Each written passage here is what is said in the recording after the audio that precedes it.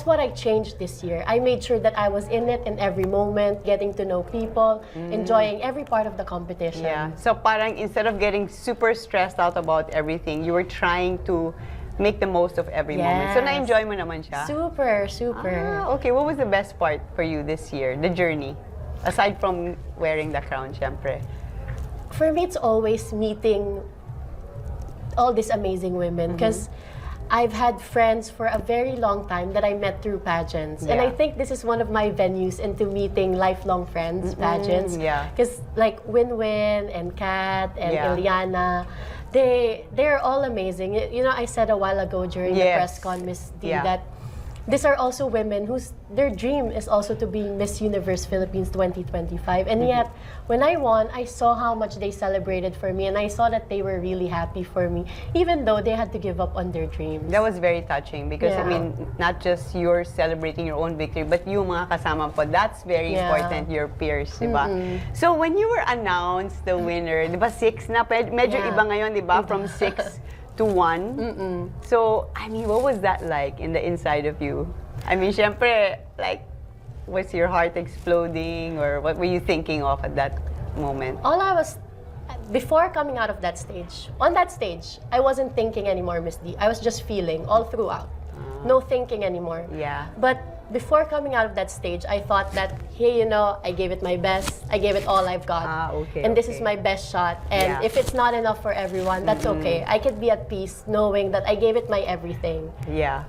Well, you know, you look so queenly in your gown, right? And Balta Gubao, I mean, I'm sure you love him, you born him, and Michael Cinco, of course, they're good friends, diba? So, marami kasi nagtatanong, hindi ka ba daw nag-practice ng hagdanan or what? Why do you think you fell? Was it was just like really a trip? But, of course, we weren't able to practice our gowns on stage. We didn't have technical rehearsal. We didn't have dress rehearsals with our dresses on stage. That's one thing. But also, I think it just really happened that my heel got caught on the dress. Yeah. You know, accidents happen. Yeah, for sure. But, you know, it was a pretty solid fall, like I bounced. fall. I saw the video. I bounced. Yeah, like our interview in the end, also you bounced. Is your knee hurting? I have pasa. You have pasa? But it's okay. Yeah, like, pasa lang dito? Oo, dito. Okay. And then yung pagtayo mo, like parang, I could see you were trying to get up, okay. Nakasabit pa yung shoes. Okay, and then after, wow, back to parang walang nangyari. Yeah. Baka makalimutan nila pag ano. Did you ever think about that, na what you would do in case you would fall? No. No, because why would you think, I believe in the power of like our minds and thinking. So if I think that I'm gonna fall, I feel like I'm manifesting it some sort of way and I'm asking for it. Yeah. So I never thought that what would I do if I fall? Never. So it was all natural. Yeah. Natural reaction. I knew I just wanted to get up. I don't want to be there for a long time. Amazing, because yung answer mo, like diba you said, you always get up when you fall. And actually, your getting up after you fell really showed your character and your strength, diba? Because you got up and it's like back to, okay, let's go, let's do this, diba? Parang ganon. Do you think your chances were less after you fell or no? I don't think so. It didn't affect you? I think, no, I've judged a lot of pageants and the girls that usually win, the women that usually win are the ones who show us their hearts. And I feel like them seeing me fall at that moment, they just know that I'm in it to win it. Even if I fall, I'll try again. I'll like give it my best. It doesn't matter. Your heart of being happy and enjoying, I saw it from the first dance number, from the Mabuhay number. I was so happy. Like, you really enjoy that part because you're really a dancer, diba? Medyo. So, how did you make yourself happy every day? Kasi that's always the stress for beauty queens. It's super stressful every day. So, how did you find that joy? What did you change? I'm very lucky, Miss D, that I'm surrounded by family and friends and team and supporters that are working so hard for me to reach my dream. Like, they always make sure that I'm at my best. They always remind me that I'll win.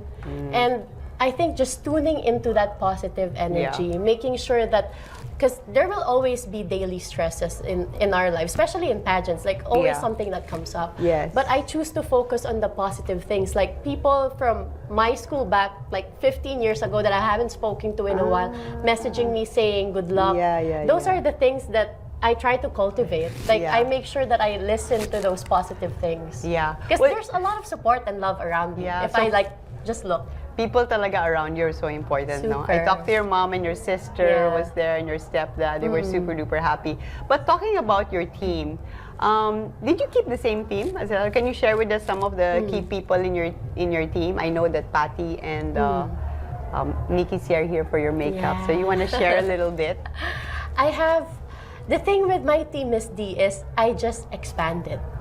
So, because the people in my team are my friends. These are people who actually know me and understand how I work. Right. So what I did is, because I also wanted to level up, I added more people in my team. Like for my hair, there's the Rans Pangilinan now. For my makeup, there's Mickey C. And then for styling, we added AJ Alberto, and Perry also helps us. But I still keep the same people like Patiap, Albert Cunyawan, and Tisay, Buknoy, all the same people, just more, because it takes a village to build a queen. And who am I to say no to people who want to help me get that's better? so nice. It's so wonderful. Okay, so looking forward, on the night that you won, you were already looking forward at Thailand. So